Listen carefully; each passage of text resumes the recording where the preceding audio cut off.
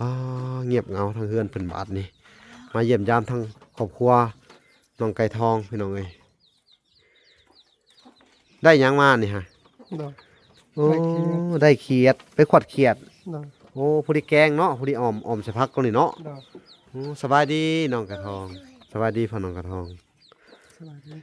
สบายดีเด้อแม่ สบายดี สบายดีน้องนางโอ้ยังเงียบเนาะเลย เฮาลงมานั่งคุยกันผีได้บ่ได้พี่น้องเอ้ยได้นี่อันนั้นก็ได้คงอยู่คงกินมาไปหาอยู่หากินเนาะโดยทั้งพ่อน้องก็ได้พี่น้องเอ้ยมื้อนี้ได้คงอยู่คงกินมาก็เป็น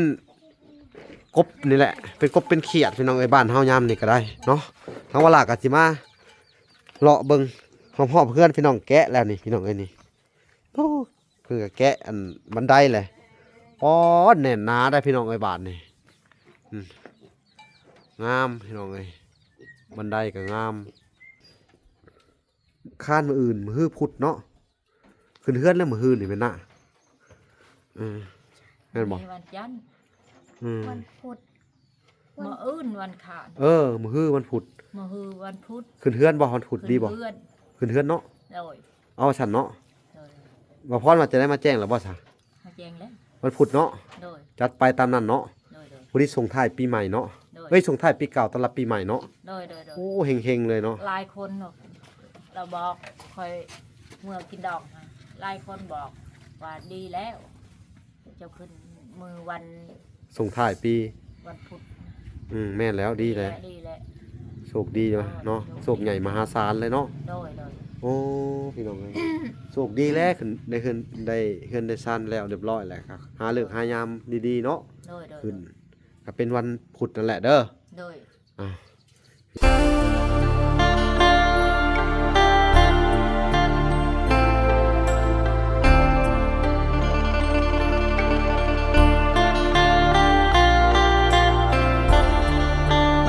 อ้าวโอเคพี่น้องเอ้ยเนาะกราบสบายดีพ่อแม่พี่น้องเนาะเบิดสู่ผู้สู่คน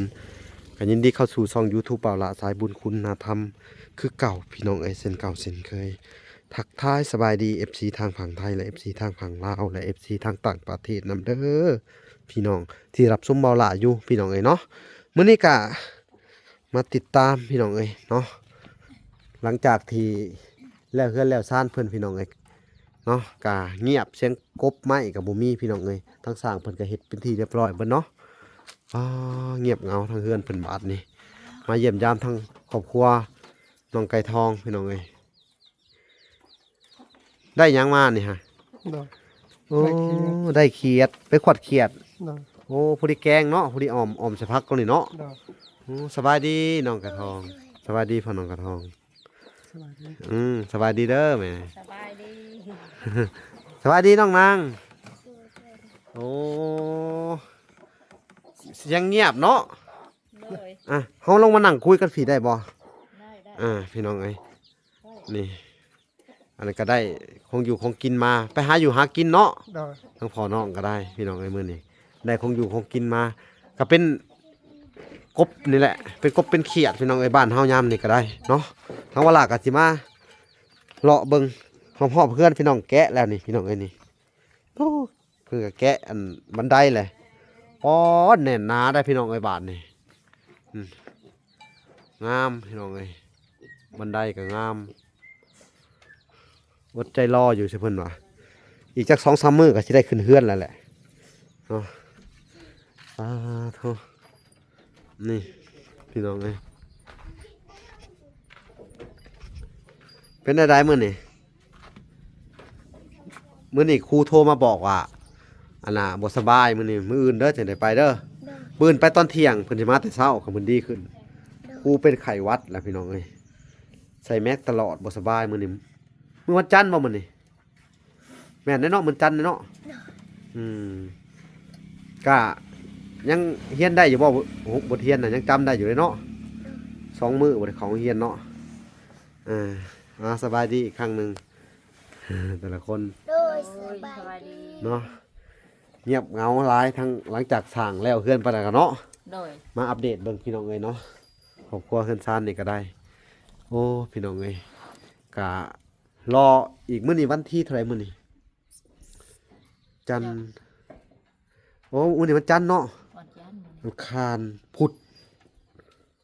คานมื้ออื่นมื้อพุธเนาะขึ้นเฮือนแล้วมื้ออื่นนี่แม่นน่ะแม่นบ่ มีวันจันทร์ วันพุธ มื้ออื่นวันขาน มื้อฮื้อวันพุธ มื้อฮือวันพุธ ขึ้นเฮือนบ่วันพุธดีบ่ เพื่อน ขึ้นเฮือนเนาะ โดย เอาฉันเนาะ โดย ว่าพรว่าจะได้มาแจ้งแล้วบ่ซะ มาแจ้งแล้ว วันพุธเนาะ โดย จัดไปตามนั้นเนาะ โดยโดย วันนี้ส่งท้ายปีใหม่เนาะ โดย เอ้ยส่งท้ายปีเก่าต้อนรับปีใหม่เนาะ โดยโดยโดย โอ้เฮงๆเลยเนาะ หลายคนเนาะเราบอกคอยเมื่อกินดอกนะหลายคนบอกว่าดีแล้ว เจ้าขึ้นมือวัน ส่งท้ายปี วันพุธ แม่นแล้วดีแล้ว ดีแล้ว โชคดีเนาะโชคใหญ่มหาศาลเลยเนาะ โดยโดย โอ้พี่น้องเอ้ยโชคดีแล้วขึ้นได้ขึ้นได้เฮือนได้ซ่านแล้วเรียบร้อยแล้วครับหาเลิกหายามดีๆเนาะ โดยโดย ขึ้นก็เป็นวันพุธนั่นแหละเด้อ โดย อ้าวพี่น้องเอ้ยการอันดีมกดีใจนำเนาะ โดย จังได้กะสู้ๆปัดนี่เด้อ โดย สู้ต่อไปเนาะ โดยโดย แต่ว่าทางวลากะบ่ได้มาขึ้นนำเด้อ โดย เพราะว่าสิได้เมื่อบ้านมื้ออื่นพี่น้องเอ้ยมื้อฮื้อก็มาตอนแรงพุ่นแหละมื้อเจ้าขึ้นเฮือนก็สิเป็นตอนแรงก็สิได้มาเพราะว่าทางวลาก็สิได้อันน่ะไปธุระพี่น้องเอ้ยให้ทางอันผู้ใหญ่เพิ่นอยู่ทางอันวัดพี่น้องเอ้ยก็คือทางอันวัดเพิ่นปูกะโลแล้วเพิ่นก็โทรมาเพิ่นอยากได้เงินค่าสร้างเนาะเขาก็ทางวลาก็สิได้ไปจ่าย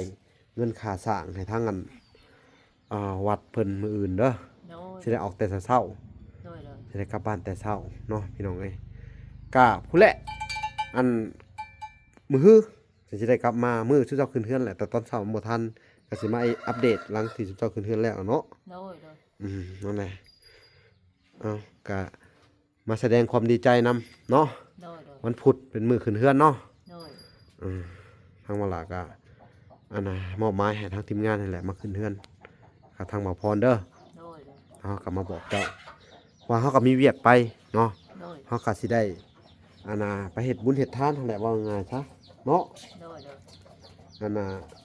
ว่าอันเป็นสะพานบุญให้ทางอันแม่ทอนแก้วเพิ่นพี่น้องเอ้ยเนาะเรื่องของเฮ็ดกะโลวัดพี่น้องเอ้ยแล้วก็สิต่อเติมวัดไปอีกเนาะพี่น้องจักสิว่าจังไดเนาะสุเจ้าก็โชคดีแหละเนาะ โดย โชคดีหลายน้องปุ้ยไปใส่น้องปุ้ย น้องปุ้ยจะไปใส่เนาะ อ๋อแล้วแต่น้องนางอยู่เนาะ โดย เห็นแต่พอไปหากินนำหมดเนาะ โดยโดย อืม เขาก็ไม่ได้ไปเมื่อบาทคน อ๋อมื้อกินดอง กินดอก อ๋อเมื่อบ้านเก่า โดย บ้านเก่าก็ใกล้ๆนี่แหละเนาะ โดยโดย บ้านพักเซ่พุ่นเลยเนาะ โดย บ้านเก่าทุเจ้าบ่ นั่นแหละ แต่ก่อนทุเจ้าอยู่พังน่ะบ่พังเซ่พุ่นบ่ โดย อื พ่อ ม แม่อยู่นาน อืมแล้วก็บ้านในบ้านเมืองมันขยายออกมาแล้วก็ย้ายมาอยู่พังเซ่เบิ่งนี่เนาะ โด บนจุดซุ้มที่มันจัดสรรไว้นี่เนาะ โดยโดย อืมโดย พอกันแล้วกินข้าวคอยมึง แล้วกินข้าวแล้วก็มื้อ คน ย่างมาบ่ ไปคนอยู่เฮือนคนใต้อะฮะ อ๋อไปขึ้นคือคนใต้อีก โดย โอ้ในหมู่บ้านนี่มีคนใต้บ่ โดย มีเนาะแสดงว่าในหมู่บ้านนี่กันบ้านใหญ่พอสมควรนั่นนี่เนาะ โดย หมู่บ้านนี่เนาะรวมเบิดแล้วก็เหมือนสิ500หลังคาผู้บ่บ้านเจ้านี่ โดย ฮอดเลยเนาะมันหลายบ้านมารวมกันเนาะ โดยพอแล้ว แต่ว่าหลายบ้านก็สิเพิ่นสิคัดแย่งกันเนาะ โดย คัดแยกเหมือนคัดแยกพี่น้องเอ้ยคัดแยกว่าบ้านนี่ก็ยังขึ้นกับอันบ้านที่เขามาคือเก่าเนาะ โดย เขามาอยู่แต่ว่าเขาขึ้นกับบ้านที่เขามาคือเก่าเนาะ โดยโดย อย่างเช่นว่าคือบ้านนาทองว่าสิมาแบบ4-50หลังคาเรือนจังซี่เนาะเขาก็ขึ้นกับนาทองคือเก่าเนาะ โดยคือเก่าเขาแหละ บัดนี้ตังหวายเนาะบัดตังหวายโคกเนาะ โดยโดย เขามาอยู่พี่แม่นบ่เขาก็ยังขึ้นกับตังหวายคือเก่าแม่นบ่ โดยแม่ แต่ว่าจุดซุ้มก็ออกมาพี่ก็ขึ้นกับจุดซุ้มลำต้วยคือเก่าเนาะ โดยโดย บ้านลำถ้วยพี่น้องเลยเนาะบ้านทุกเจ้านี่ เป็นบ้านโคกเนาะ โดย โคกค่อนข้างจะหากินก็ยากลำบากอยู่พี่น้องเลย โดย แต่ว่าหน้าพ้นนี่บึดเห็ดปวกเห็ดหยังเนาะ โดยแม่แหละ เห็ดละงอกเห็ดไข่เห็ดลังแหล่เนาะยามพ้นเนาะ โดยโดย แต่ว่าเป้าปลาหน้าน้ำนี่ค่อนข้างจะอึดคือกันได้เนาะ อืด น่ะเซกับเซมันหากินยากพี่น้องปลามันบ่แกม โดย เซก็ได้เนาะ โดย ปลามันบ่อยู่เวลาพ้นสระล่างแล้วมันก็ลงไปตามน้ำลงไปอยู่น้ำคลองพุ่นเนาะแม่น้ำใหญ่พุ่น โดยแม่น พี่น้องพอน้ำท้ายนี่มันก็สิไหลลงไปถึกใส่เซเซบางเฮียงออกใส่คลองว่าสิเนาะ โดย แล้วมันเป็นเซน้อยแล้วปลามันบ่แกมพี่น้องเอ้ยค่อนข้างจะหายากปลากันเนาะ โดยโดย บัดนี้เวลาฝนตกน้ำไหลแห้งๆมันจะขึ้นมาตามน้ำมาดิเนาะ โดย แล้วก็แบ่งเข้าไปห้วยห้องเนาะ โดย ไปไข่ แม่นแหละ พี่น้องเอ้ยก็ตกแรงมากกะบัดสิแหละหาอยู่หากินก็มีแต่กบเขียดเนาะขุดกับปูเนาะ โดยแม่น สู้ๆเด้อ โดย เฮ็ดไปตามแบบว่าชาวบ้านเพิ่นเฮ็ดนั่นแหละ มีหยังไดก็กินแบบนั้นเนาะ โดย เฮาอยู่แบบกินแบบอยู่ง่ายแบบเรียบง่ายนะ โดย มีผักเฮาปลูกว่าสิก็ลวกกินก็โอ้ยโอเคอยู่เฮาเพิ่นมักกินผักอยู่ได้ ถ้าลวกกินกับแจ่วก็โอเคพี่น้องเอ้ย2-3 มื้อกินผักคือหนึงหรือว่าอันน่ะกินผัก2-3 มื้อก็ได้เนาะ โดย มันก็กินได้อยู่ทุกเจ้าแล้วเฮือนไปก็มีแต่แบบสั่นแหละเด้อ โดย ก็อยู่กับไร่กับนานี่แหละอยู่กับสวนถ้ามีไร่มีนาไผเฮ็ดก็หรือว่าไผให้เฮ็ดนะก็ไปหาดำนำเขาคือเก่าเนาะ โดย ที่ผ่านมาเขาไปดำนำเขาอยู่บ่นี่ โดย ไปดำไปหารับนำจ้างเอาคือเก่าอดเอาได้เฮือนแล้วก็หาอยู่หากินแล้วบัดนี้เนาะจะเห็นบ่แม่นั้นหน้าคำตาเพิ่นก็ได้เฮือนได้ชาติแล้วล่ะก็เพิ่นก็แต่ว่าเฮือนเพิ่นก็บ่ได้หลังบ่ได้ใหญ่ดอกเนาะเพิ่นก็ได้ดินได้หยังคือเจ้าแหละแต่ว่าเพิ่นก็ไปหารับจ้างเกี่ยวข้าวนะ โดย แล้วก็หาอยู่หากินหาหน่อหมกหน่อไม้หน่อมันคือทุกเจ้านี่แหละชาวบ้านเดียวกับทุกเจ้านี่แหละเนาะ โดย แม่คำตาพี่น้องเอ้ยทั้งทุกเจ้าก็สู่ไปสิแหละ โดย ในเมื่อ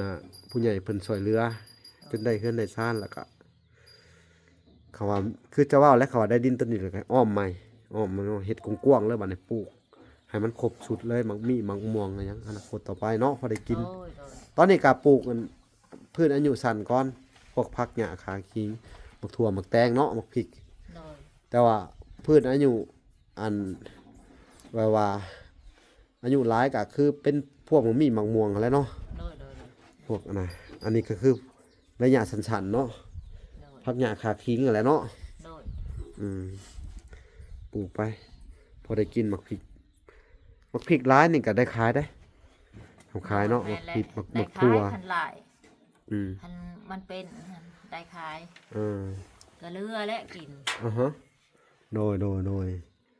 ก็มีแต่แบบสั้นแหละเนาะ โดย สู่ไปเฮือนกะหลังพอดีงามพี่น้องเอ้ยใหญ่พอดี3ห้องเนาะเฮ็ดห้องเรียบร้อยแล้วพอดี3ห้อง โดย นอนลงไปบาดนี่บ่หัวใส่หัวแล้วบาดนี่เนาะ โดย เนาะ เจ้าสิบานใด แต่เก่านี่ ช้ไปถามว่าโอ้คักแล้วเพื่อนเจ้า ใครไปถาม แต่บ้านประชิด เพิ่นมาเบิ่งนะ เรามาไปเบิ่งวันนี้เราว่าสิเอาแบบนี้แหละเฮือนคอยค่ะ ค่อยก็อยากเฮ็ดแบบซี่แล้วว่าติ โดย นะเขาก็อยากได้แบบอีกแบบสิก็ได้ ได้แบบนี้แหละคักอะไรโอ้ยงามแล้วเจ้าอยู่นี่เจ้างามแล้วเฮือนเจ้า เออเขาเพิ่นก็อยากได้แบบ เฮ็ ซี่ อะไรก็งามคอยไปตามทางคอยเห็นเฮือนเจ้า เพิ่นว่านะ ว่างาม อันแล้วพี่น้องเอ้ยถึกใจ เมื่อฮอดเฮือนแล้ว ติดใจ คอยติดใจว่าโอ้ยไปเบิ่ง มาเบิ่งอีกนั่นแล้วก็นะ โดยมาเบิ่งอีก แล้วก็อยากเฮ็ดแบบนี้เนาะเราอ่ะเฮ็ดห้องบ่เดียวกันนี่นะ โดยแบบนี้แหละ เออเฮ็ดบ่เดียวเลย โดย เนาะ มาเบิ่งแล้วเช้านี่ คำชูเฮาเฮ็ดนี่มีคนมีแต่อยากมาเบิ่งแบบแล้วก็เอาไปเฮ็ดตาม ช่างแล้ว คือเพื่อนน้องนั่นน่ะคือกัน มีคนเบิดทั่วที่ทั่วแดนมาเบิ่งเลยเอาแบบนี้ใช่มั้ยมา โดย อ่า อันนี้ก็มาเบิ่งว่าโอ้ดีใจแล้วเจ้าคักแบบนี้แล้วก็อยากได้โอ้ยคักไอรีรอ สม ดีใจนำเด้อ แม่นแล้วเนาะสมใจบ่เจ้านี่ก็สมใจอยากได้เลย โดย เนาะอืม สนใจแหละอยากได้ น่าตื่นตาหวานเลย แต่เก่าโศกเศร้าได้เฮานี่เนาะ โดย อืม เนาะโอ้ดีอ่ะพี่น้องไงคนเฮามันก็มีทุกข์มีโศกมีเศร้าแล้วย่ำได้ก็คือว่าโชควาสนาเนาะ โดย ที่ว่าอันฮอดมือฮอดยามมาแล้วพี่น้องเอ้ยเนาะ โดย เทวุฒิเทวดาเพิ่นก็เบิ่งเนาะฮอดมือฮอดยามมันแหละก็ได้เนาะ โดย คำว่า จักสิว่าจังได๋พี่น้องเอ้ยเนาะแล้วแต่โชควาสนาไผมันเนาะ โดย แข่งบุญแข่งวาสนามันแข่งกันบ่ได้เนาะแข่งเฮือแข่งพายมันแข่งกันได้เด้เนาะ โดย ทุกเจ้าได้กะย้อนผู้ใหญ่เอ็นดูเมตตาสงสารนี่แหละเด้ออย่าเฮ็ดให้เพิ่นผิดหวังเด็ดขาดเด้อ โดย มีหยังกะดินดอนตอนหญ้าเนาะที่ว่าเพิ่นซื้อให้เฮือนซาน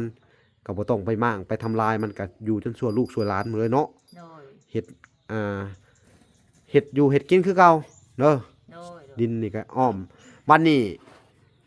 เสาที่เพิ่นเฮ็ดมาให้นี่ถ้าว่าได้ดินอีหยังเรียบร้อยแล้วเฮ็ดแล้วเด้อขุดเลยเด้อเสานี่เด้อ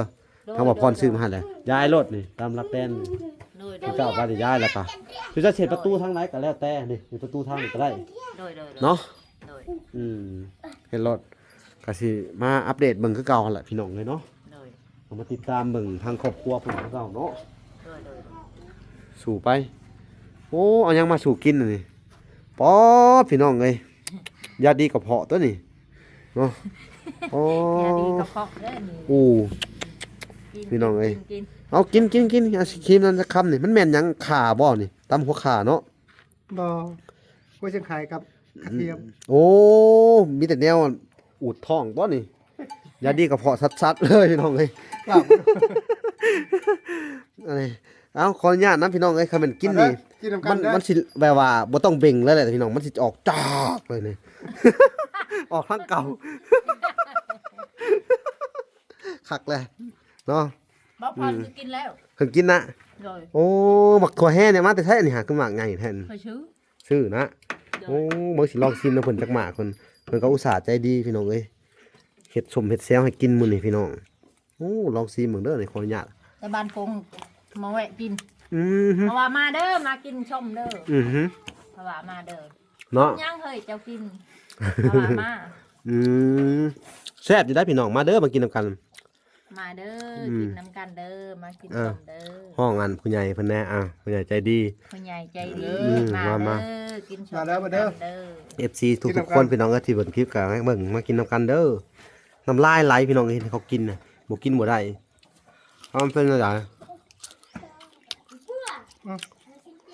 อันนี้แบบ พวกที่แบบขับถ่ายบ่อยากออกกินในท้องร่วงเลยเนาะ โดย อันนี้นะครับปลูกอยู่ชวนหัน อืม 18 ต้น บ่ หักควายกินหมด ควาย อื กิน มันเป็นอาหารควายเนาะมันบ่แม่นดินเฮาและกะไปเบิ่งก็ยากเนาะ หันควายบ่กินหันควายดินควายได้กิน อืม ได้ดินกว่า เช่นี่จะคือมาปลูกถั่วดินบ่ ควายสิปลูกเอาไว้ในนี่ อืม ให้ ป มั ลู น ก เหือ ก็ได้ อืม ตัวดี เช่นี่เขาปลูกถั่วดินแหละเฮาก็ปลูกหลาย ปลูกหลายๆก็ได้หักงัวควายกิน ๆเฮาจะเห็นหัวซิ งัวกลับได้ ถั่ว อืม มันมาก งัวนี่มั่งเป็นบ่งัวควายนี่ ควาย ควายมั่งหัวเฮานี่มาเฮ็ดได้มันมั่งมันเอามือ มันต้น อืมกล้วยก็ได้ โดย ขนาดว่าใส่หมกจับมันยังขาดมัน มันมั่งอะไรเขาว่ามันเป็นกล้วยแหละกล้วยมันก็สิมั่งหัวไป เอ้า นะต้อง มันลาดข้าวเดี๋ยวมันเอาเข่ามันฮะมันเห็ด ตักเลย เจ้าเห็นเลยเนาะนี่ เห็น โอ้มันมั่งอีหลีแสดงว่าโอ้ยปลูกยังบ่ได้ได้พี่น้องเอ้ยเขาว่าซั่นน่ะเท่าได้เนาะ นี่ก็เศร้าแล้วปีชิมานี่ไม่ได้ปลูกแล้ว มาปลูก นำเขาครับ มาปลูกพี่แล้วเนาะเขาได้ดินตัวนี้เนาะ สิปลูกในนี่แหละคอยฮะ เออ ปลูกให้มันเหือหรอก เจอกล้วยมั่ง ปลู พี่น้อก ง เอา เอ้ย ไว้หลาย แม่นเอาสิมาแจมนำเด้อ ๆโดย ปลูกไว้หลายบ่ จะไป อืม คาไว้แนวมา อืมแนวมันหมักไงเนาะ พี่กายพี่ชุนนี่ก็ให้ปลูกอาหารจนว่าเลือกกิน อืมบ้านนี้จะปลูกในโพ่นนี่ก็สิหาต้นเนี่ยกินไปได้เนี่ยเนาะพี่น้องเอ้ย รวยเงินซื้อเหรอ อืม ใจ อันนี้เขาเอิ้นจ้าเมียงเนาะ จะแมว จ้าเมียง อย่าไม่ยัง อ๋อจ้าเมียงหัวจิงไข่พี่น้องเอ้ย ใคร โอ้เขาทาก ระเทียม แล้วก็เทียม ผักเทียม อืม ตัวนี้มันจะแข้งตัวนี้ครับ บ่อืม ตัวนี้มันอ่อน เนาะ ใหญ่ก็อ่อนตัว มีการนั่งลง นี่พี่น้องเอ้ย จิบเตาใจเงี้ยนะปูไป ยังหา มีหยัง ไกลๆยังหา ไก่ เบาะบน อื เบาะ ม เบาะบ่มัน อืม เบาะได้ชิบ ไก่เบาะแหละ เลย โอ้สองแม่ไปแล้วเนาะ เลย พี่น้องเอ้ย บอกสองไม้ ก็ อ่ะ ก็ทั้ง ลูกมันสิ แม่ อันนี้แม่หนึ่งนี่อันนี้แม่ที่สองนี่ เข้านอนในตาราง แม่ที่สอง ก็จะไก่เจ้าว่าบ่เราคนเบาบ่แม่เอ้า มันใหญ่ทีน้อยจะอยากได้รถ เขาว่าไก่มันนอนนี่ฮะคู่คืนในตารางเฮือนคอยนี่ อะไรเป็น จับเอาไว้รถมันนอนนี่ไก่ครับ อะไรเป็นไก่แพ้บัดนี่ มาแล้วก็คอยเลี้ยงจนมันได้ลูกแล้ว โอ้ไก่ชาวบ้านมานอนน้ำแหละมันมาอยู่น้ ได้ทำนี่ ำอ๋อแต่ชำกับปั้นนี้ ดอก ไก่ลงเฮือนแต่กินเราอยู่น้ำเจ้าเลย ตรง แผ่เลยเนาะ ดอก อ๋อไก่คุ้นแล้วสามารถอยู่เลยแผ่ลูกแผ่ล้านเนาะ ดอก โอ้หักเลย อันนี้ก็ลูกมานั่ง เออฮ่าเลยพี่น้องมันคักแล้วเนาะมื้อนี้บ่ได้ไปเลี้ยงงัวบ่มื้อนี้ ไป ฮะ เสา ให้ไปเจ้าบ่ไป คอยไปออกห้องไป อืม มีใครไปใครก็ ไปกินดองเนาะ กินดอก กินดองแล้วกับไปทาน กินทานต่อยมีคนใต้เนาะพี่น้องไง เลยเอาเงินผู้ช่างหันแช่หนึ่งมึงมีเงินว่าอยากที่ยืมบ่มันเจ้าบ่มีเงินยืมแล้วก็เพิ่งบ่มีเงิน สั่งเฮือนนะ โดย อืม ผู้ช่างให้ช่างให้แช่หนึ่ง เฮ้ยเงินไปกินดองเนาะ โดย กินทานน้ำแหน่พี่น้องพี่น้องเอ้ยลืมไปเบิ่งสวนนี่เดี๋ยวจะไปเบิ่งสวนก่อนพอแหละแซ่บหลายเนาะมันจากแค้นกลืนจนบ่อยากลงเนาะ เค็มเขาใส่ อืม เขาใส่ปลาแดกลาย ใส่ปลาแดกร้ายกับเข้มได้อสวนเพิ่นพี่น้อง อันนี้ว่างเถอะมาเด้อกินชมเด้ออันนี้ว่างเถอะไป เพิ่นห้องพายอีกบาทนี่โอ้นี่พี่น้องเอ้ยพักเพิ่นกะงามเลยพี่น้องเอ้ยนี่เนาะนี่โอเคพี่น้องเอ้ยเนาะคลิปนี้กะทั้งเวลาก็สิได้ขอตัวลำลาไปก่อนพี่น้องเอ้ยเนาะฝากติดตามคลิปตอนต่อไปเนาะสิได้เข้าไปหาทางอันแม่น้องแน่นหนาอีกพี่น้องเอ้ยสิได้ให้ทางสร้างเพิ่นไปประเมินราคาเบิ่งเนาะอันในการเฮ็ดเฮือนเฮ็ดเฮือนไผ่เนาะให้ทางครอบครัวแม่น้องแน่นหนาเพิ่มเติมอีกพี่น้องเอ้ยทางเวลาก็สิได้ขอตัวลำลาไปก่อนเนาะคลิปนี้กะเนาะบ่มีหยังหลายพี่น้องเอ้ยมาอัปเดตเฮือนซ่านเพิ่นทางครอบครัวน้องไก่ทองชีวิตกะหลังจากได้เฮือนกะใช้ชีวิตเป็นปกติพี่น้องเอ้ยชีวิตก็ดีขึ้นแน่เพิ่นว่าเนาะหาอยู่หากินแบบธรรมชาติบ้านนอกเฮานี่แหละพี่น้องอยู่กันต่อไปอีกเนาะคลิปนี้กะเวลาก็จะได้ขอตัวลำลาไปก่อนพี่น้องเอ้ยฝากติดตามคลิปต้นต่อไปพี่น้องเอ้ยเนาะคลิปนี้ขอกล่าวคำว่าสบายดีและสวัสดีเด้อพี่น้องเอ้ยพอกันใหม่คลิปหน้าบ๊ายบาย